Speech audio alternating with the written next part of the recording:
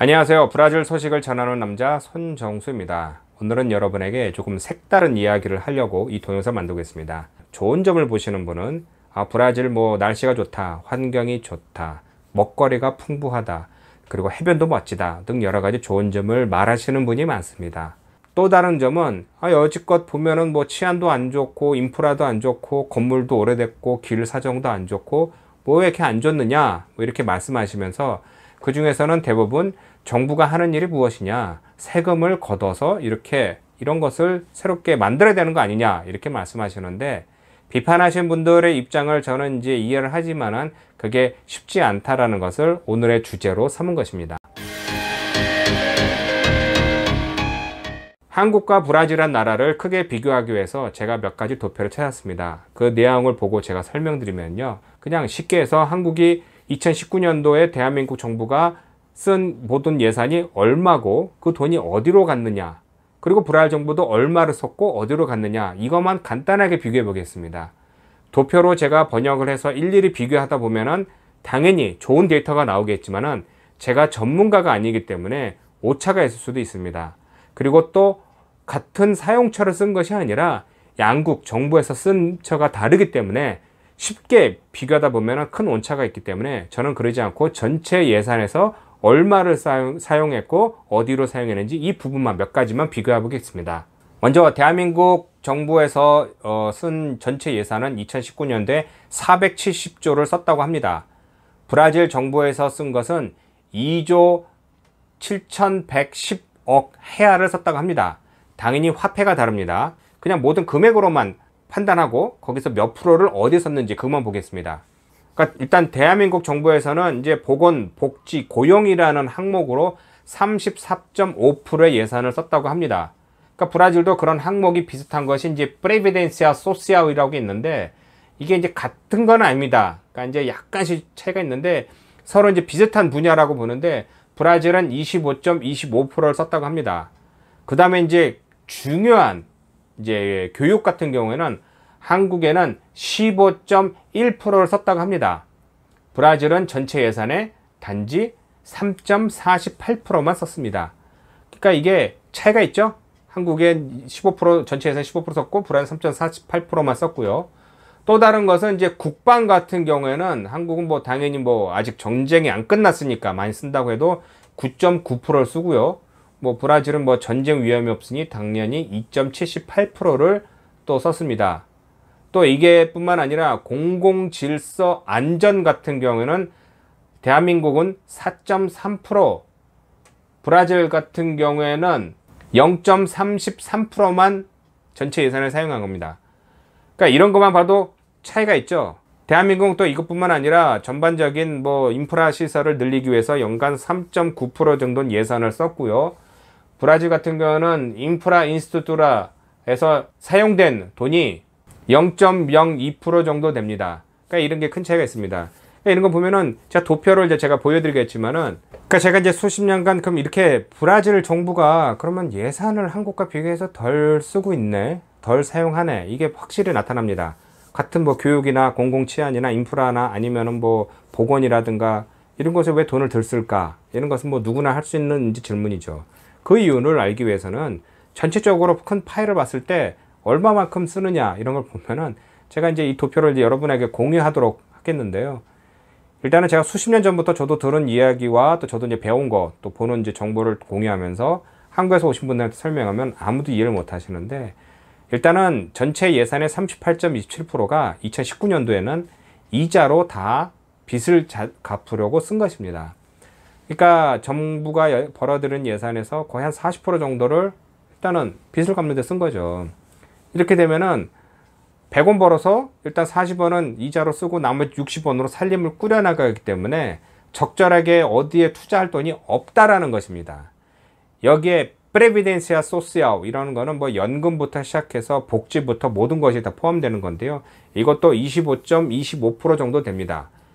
그러니까 이것도 비생산적인 거죠. 그러니까 이제 연금을 투자한 사람이라든가, 그러니까 연금에 돈을 부은 사람이라든가, 아니면 은퇴한 사람이라든가, 또 사회적인 직감투 쪽으로 이제 모든 비용을 받아서 이것을 계속 내줘야 되는데, 이것도 돈 준다고 해서 그것이 생산되면서 재산이 돼서 돌아올 확률은 거의 없는 거죠. 그러다 보니 이 두 개를 다 합치게 되면 한 63.52% 정도 되는 정부 예산이 다 비생산적으로 빠진다는 겁니다. 그러니까 나머지 36.50% 정도 되는 돈으로 전체 예산을 꾸려가야 되니 금액이 아무리 많다 그래도 쓸 돈이 없는 겁니다.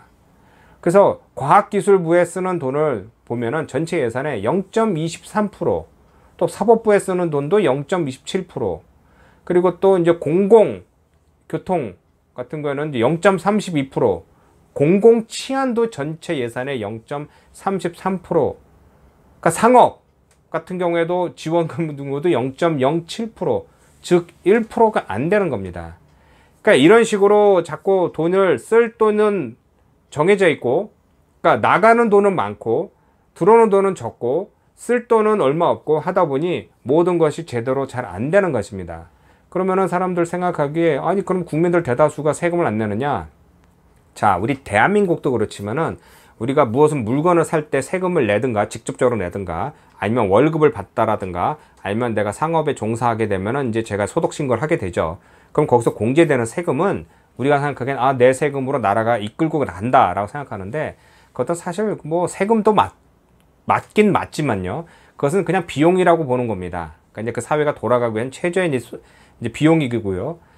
연말에 되면은 또 한국에서는 그러죠. 뭐죠? 그 환급이라고 받죠. 그러니까 내가 얼마만큼 월급에서 떼어낸 돈인데 내가 얼마큼 쓰게 되면 환급 받는 거. 그러니까 즉 한국에서도 뿐만 아니라 브라질에서도 세금을 직접 많이 내는 사람, 그러니까 내가 벌어들인 소득에 대한 스웨덴이나 뭐 저도 뭐 얼마 전에 본 동영상인데 스웨덴이나 북유럽 보면은 뭐 가차 없이 최저임금 받는다 그래도 얼마씩 그냥 무조건 몇십 프로씩 막 떼어나가는데 그런 식으로 소득을 새로 내는 사람은 어느 사회나 이게 얼마 안 됩니다. 한정되어 있습니다. 그러니까 돈을 많이 버는 고득 소득을 하는 사람들은 진짜 전체 벌이에서 몇십 프로 그냥 환급과 상관없이 그냥 무조건 뛰어가는데 환급을 받기 위해서로 브라질에서도 지금 그러니까 27,000 헤알 정도 연간 소득이 얼마 되면 그 이하면은 뭐 세금을 안 내고 또 그 이상 되게 되면은 뭐 환급 받는 비율에 따라서 돈을 돌려받는 겁니다. 즉 내는 것은 전체적으로 나라를 끌어가기 위해서 2억이 넘는 인구가 다 세금을 낸다는 건 아니죠.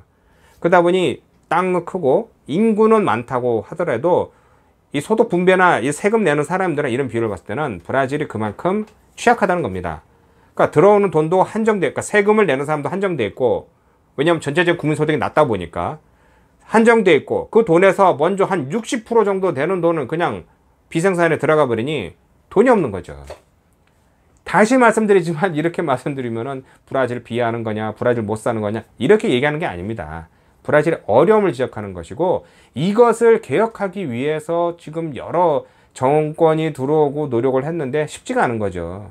뿌리를 보면은 예전에 브라질이 포르투갈부터 이제 독립할 때 뭐 여러 가지 그것도 제가 동영상을 나중에 만들겠지만은 이 독립할 때부터 포르투갈 정부와 손을 끊고 독립하면서 그때 포르투갈이 지고 있던 채무를 브라질 정부가 부담하는 거였습니다. 그러니까 처음부터 신혼부부가 아무것도 없이 손잡고 시작하면서 돈을 번다고 시작해도 어려운데 그게 아니라 벌써 두 집안이 양쪽 집안에 두 사람이 신혼부부가 빚을 잔뜩 지고 살림을 시작한다면 어려운 것이죠. 그러니까 누구는 생각하기엔 브라질 자원만 팔아도 돈을 벌지 않느냐? 그렇게 안 되는 겁니다. 이 자원만 어디다 팔 거고 어떻게 개발할 거고 석유, 금, 철광, 광석 이런 것을 캐기 위해서는요 투자를 해야 되는 겁니다. 또 그 투자도 적절히 해야 되고 돈 배분도 잘 해야 되고 어찌됐건 이런 식의 어려움이 있는 겁니다. 그러니까 제가 오늘 설명드린 것은 브라질이 안 좋다, 망했다, 나쁘다 이렇게 말씀드린 것이 아니라 브라질의 왜 지금 현재 사회적인 문제가 일어나는지에 대해서는 한 부분에 설명할 수 있는 부분이기 때문에 제가 오늘 이렇게 동영상을 만든 것입니다. 참고로 이 중남미에서 규모도 제일 크고 제일 빠르고 제일 잘 사는 게 브라질입니다. 그러니까 다른 나라를 비할 의도는 없지만은 그만큼 브라질은 뭐든지 조건을 가지고 있어서 이것만 이렇게 잘 맞추기만 하면은 잘 갈 수 있는데 이런 게 자꾸 삐그덕 하다 보니까 못 가고 있지만은 어느 순간에 딱 맞춰지면은 분명히 하늘을 날 수 있는 그런 날이 올 것입니다. 그러니까 오늘은 여기까지 설명드리겠습니다. 이 동영상을 보시고 꼭 저에게 댓글로 격려의 말씀이나 아니면 제가 잘못한 것이 있으면은 그것을 꼭 지적해 주시기 부탁드립니다. 오늘은 여기까지입니다. 고맙습니다.